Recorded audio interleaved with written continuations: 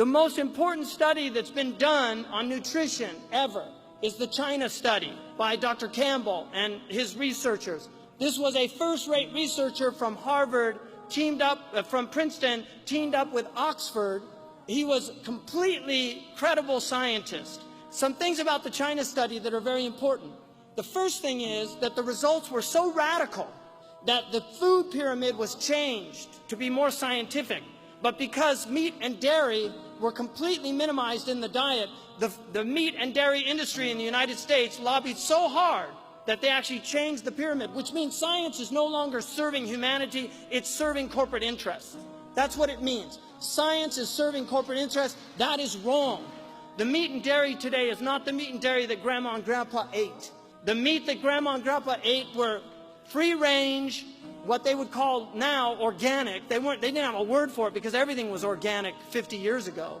Organic, free range, happily raised animals on farms where they actually treated animals with some dignity. Now, and my grandfather had a cattle ranch, so I actually spent my summers on a cattle ranch, and I herded cattle, and I saw my grandfather, the first time I got on a horse, before I got on the horse, he put a pencil in my mouth and yanked it back really hard. And he said, that's what the horse feels when you're using that bit, so don't forget it. That was my first lesson, because that's the way people taught.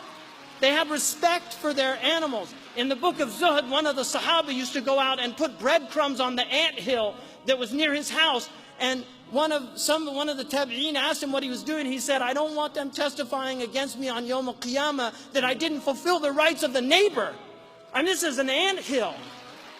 What kind of psychology did these people have? It's a different world they were living in. Sayyidina Umar, during his Khalifa, prohibited eating meat every day. This is a fact. Also, don't think vegetarianism is not from Islam. People say that when they become Muslim and they're vegetarian, they say, oh, you have to stop eating meat. I mean, you have to start eating meat. Your iman's not complete until you eat meat. That's what they say. And then they give them the biryani and welcome to Islam. Sayyidina Umar said, إِيَّاكُمْ وَاللَّحْمِ فَإِنَّ لَهُ ضَرَاوَةَ كَضَرَاوَةِ الْخَمْرِ. It's in the Muwatta. Beware of meat, because it has an addiction like the addiction of wine. Beware of meat. إِيَّاكُمْ وَاللَّحْمِ. Because it has an addiction like the addiction of wine. For example, biologically, you only need to eat meat once a week. Your body does not need meat more than once a week. But we eat meat every single day of the week, and sometimes more than once a day. And we're offended if there's no meat at the table. So what happens? We were not designed to consume so much meat. And the result of this overconsumption, we get all kinds of illnesses. Gout, for example. You get gout when you overdo, when you eat too much meat, or too much seafood, or you consume drinks that have been sweetened with fructose. All these are things that could lead to people having gout. So we were not designed to consume that much. We have Muslims now eating meat 3 times a day, and then they're wondering why they have gout, why they have all these diseases. Seriously, start cutting that out. The other thing, I read a book last year called The Caveman's Diet.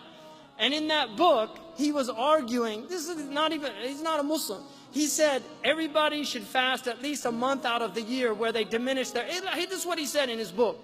He's from LA. Everybody should fast a month out of the year and fast a couple of days in the month. Because he said our bodies are designed to be food deprived. They're designed that way, to be food deprived. Imam Sahar al-Tusturi, one of the conditions when he took on students, one of the conditions he stipulated was they only ate meat once a week. In Maliki fiqh, a rich woman is entitled to meat twice a week. Muslims were semi-vegetarians. The Prophet ﷺ was a semi-vegetarian. He did not eat a lot of meat. This is a fact. You can read it in the seerah. 2 months they would see no smoke came out of his chimney. And they would say, what were you eating? They said, Al-Aswadain. It's in the Sahih collection. Al-Aswadain, water and dates. Dates are one of the most beneficial foods in the world. So this is absolutely imperative that you change your diets.